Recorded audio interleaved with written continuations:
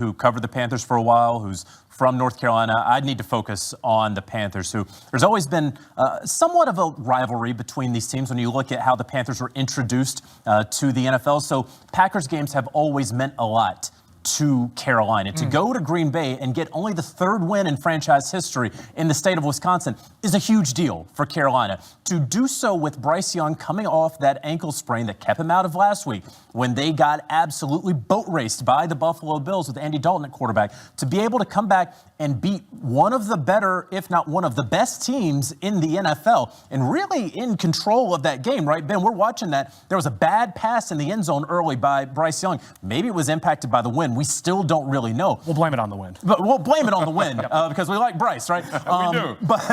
But the Panthers, frankly, probably could have won this game without a game-winning field goal. So credit to Carolina, to Dave Canales. It does finally appear that they have turned the corner. Whether they finish above 500 or right around it, we know that things are trending upward in Carolina, and it has been the better part of a decade since you could say that in Charlotte. They don't have this one in them in past years to go on the road and pull off this type of Not upset. in Green Bay. Unfortunately, Green Bay does have this type of loss in them, Dame. I don't know about to the Carolina Panthers, whether trending or not, but is this that top-tier team that always finds a way to play down to their opponent? It seems like we've seen this more than once this season. I just don't think that they're the toughest team in the NFC. I mean, everybody thought the addition of Micah Parsons automatically made the Green Bay Packers Super Bowl contenders. My question was always, do you have a Super Bowl quarterback?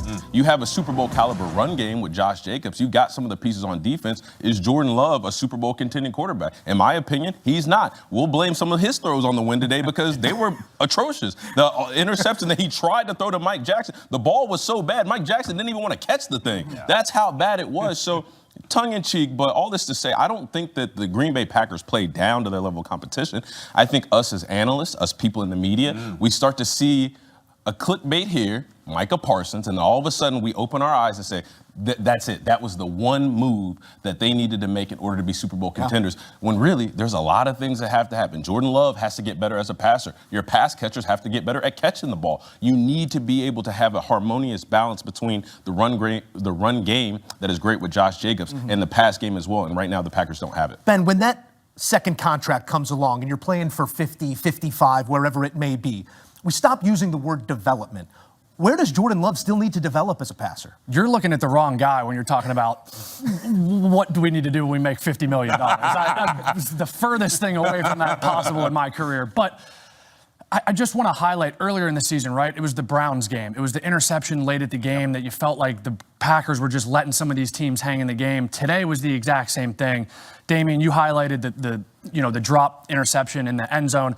I want to go to the interception earlier in the game where he tried to throw a post to Christian Watson. There were three guys down there. The safety was the one that ended up, picking it off. But for Jordan Love, you get this thing out. Musa, if you don't mind, I'd like to ask the table a question. I mean, I'm the new guy here, so I want to mix it up a little bit. Has Jordan Love at any point since signing that second contract, is there any play in your mind, that says that's why they paid him that money? I will say we were sitting at this desk on Sunday night last week, and he went toe-to-toe with Aaron Rodgers and that Steelers defense and won the game and played really well. And you could argue they won because of him. So talking about that signature moment, that Heisman moment, if you will. To Damian's point, though, the box score tells a different story than some of those throws, and you even pointed that out. The Tucker Kraft, that could have been an OPI. That's right. The jump ball down the field. That's right. He's leaving something to be desired. Yeah, sure. And all that's fair. And in this game, Tucker Kraft went out with, I think, a knee. Matthew Golden went out. And so they just got Christian Watson back. Those are two major injuries, especially Tucker Kraft, we're going to have to keep an eye on moving forward.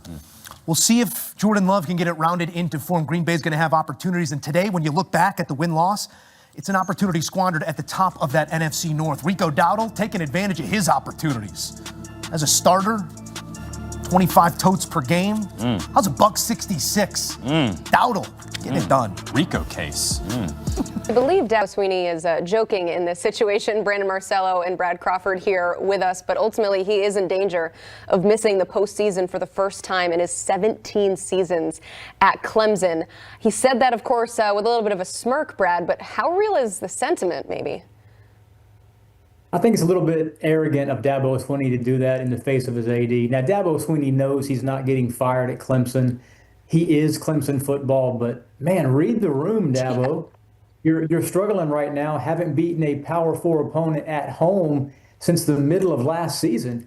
And this is a program, Emily, that 2 years ago had won 40 consecutive games over a 5-year stretch in the supposed Death Valley.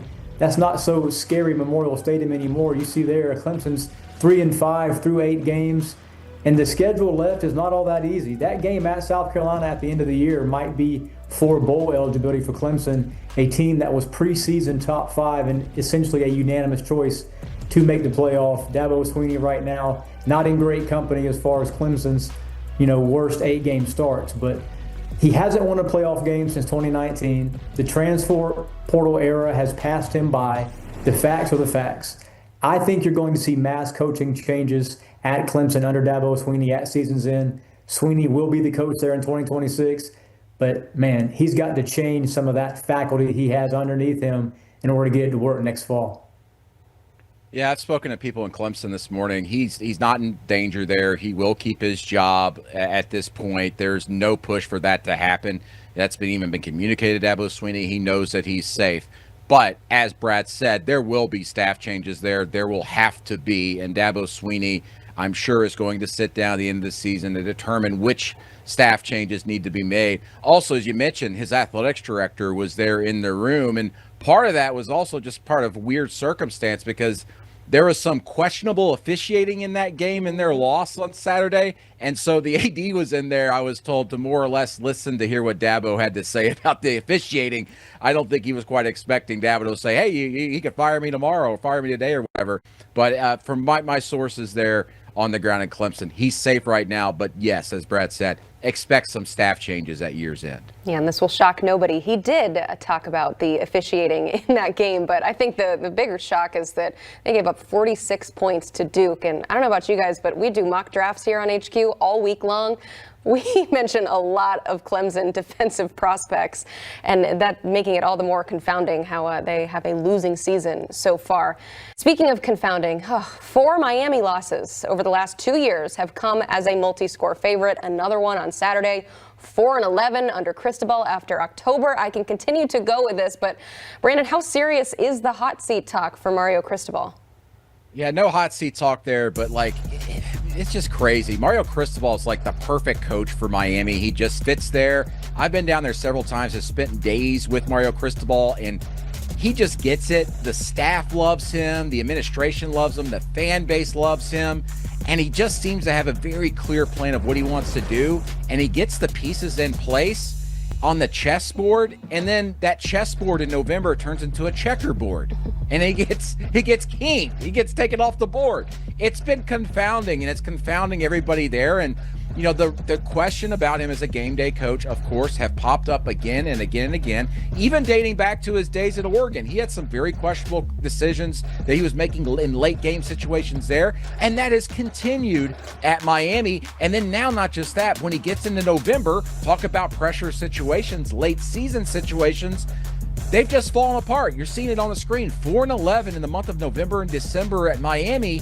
That drop off from August and October to that month is staggering. And what's the common denominator there? It hasn't been the players because they reload every year through the transfer portal.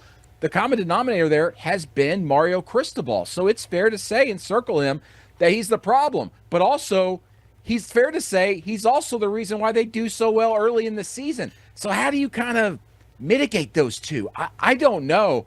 But for someone who just fits that place so well, I know I'm supposed to be not biased, but I hate to see it because it seems like everything's just in place for it to work.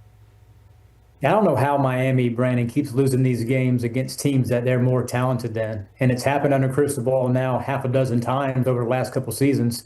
No disrespect to Rhett Lashley, the job he's doing at SMU, and obviously Jeff Brom at Louisville. But Miami was supposed to win both of those games. And they got, beaten at the point of attack, at the line of scrimmage in both those games, had critical turnovers. I spoke to someone close to the program last month after they lost to Louisville, and I said, look, man, what are the chances Miami, you guys win out, go 11-1, get to Charlotte? And he stopped me there. He said, we're not going to win out. We're going to lose another game likely because the writing's on the wall there that Miami, this team is not what we thought it was 4 or 5 weeks ago when they were number 5 and number 2 team in the country. Carson Beck, has had a litany of mistakes here late.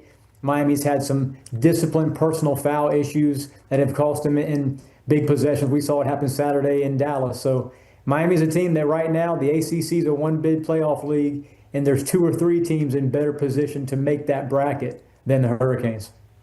Yeah, and Brandon, I don't think you're being biased by saying that. I think that's a common sentiment among college football fans and people that just have eyeballs. It seems like it should work, and it just isn't for some reason. But there's another situation that's similar to that too. I mean, Deion Sanders taking the blame for Colorado's